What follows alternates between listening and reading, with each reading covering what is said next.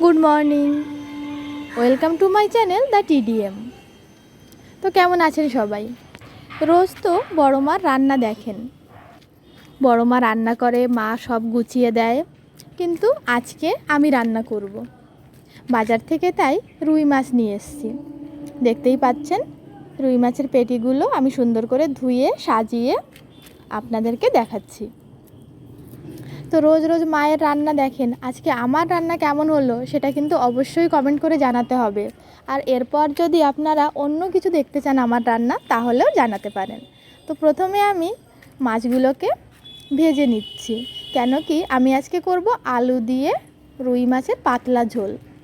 আমাদের বাড়িতে একটাই প্রবলেম, আমাদের বেশি মশলা খাওয়া বারণ।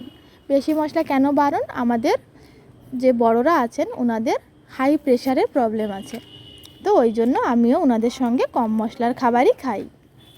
তো আমি এখানে আলুতে চুই ঝাল দিয়ে নিয়েছি, আর একদম কম তেল, তার মধ্যে লঙ্কা বাটা, জিরে বাটা আর পরিমাণ মতো নুন হলুদ নিয়েছি।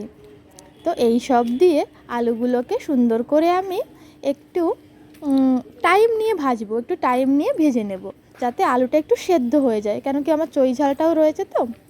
তো ওই জন্য আলুটা একটু ভালো মতো করে আমি ভেজে নেব, কারণ ঝোলের মধ্যে যখন আমি মাছ দেব তখন আমি এতটাও টাইম নেব না। এই যে আমি ভেজে নেওয়ার পরে ঝোল দিয়ে দিয়েছি। তো ঝোলের মধ্যে এবার মাছগুলোকে দিয়ে দিলাম, ভেজে রাখা মাছগুলো, যেগুলো আমি আগে ভেজেছিলাম, আপনারা দেখেছেন। ওগুলো সুন্দর করে সাজিয়ে সাজিয়ে দিচ্ছি। তো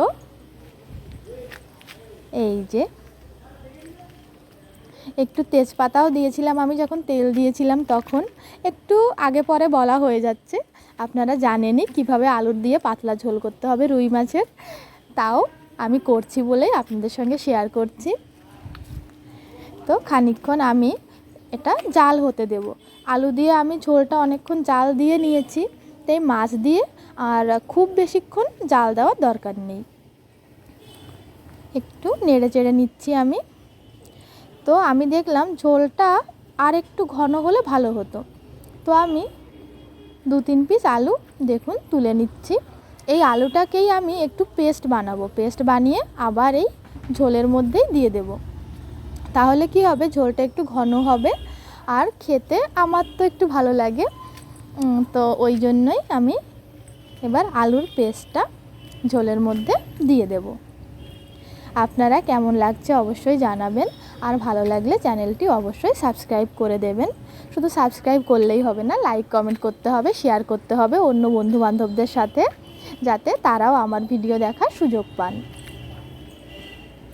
সবাই ভালো মন্দ রান্না করে খাবেন। এখন রান্নাটা নামানোর আগে আমি একটুখানি এই যে জিরে, ওটা বেটে রেখেছিলাম, ওটাই আমি দিয়ে দিয়েছি। আলুর সঙ্গে কিছুটা দিয়ে কষিয়ে নিয়েছিলাম, আর একটু জিরে বাটা আমি এখন জাল হওয়ার পরে দেব। জিরে বাটার সঙ্গে সামান্য একটু গরম মশলাও ছিল।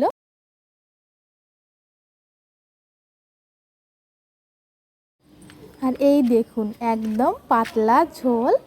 তাহলে আমার আলু দিয়ে মাছের ঝোল পুরো রেডি। এবার আমি খেয়ে টেস্ট করে দেখব। আপনারাও বাড়িতে বানাবেন, এভাবে করে খেয়ে দেখবেন।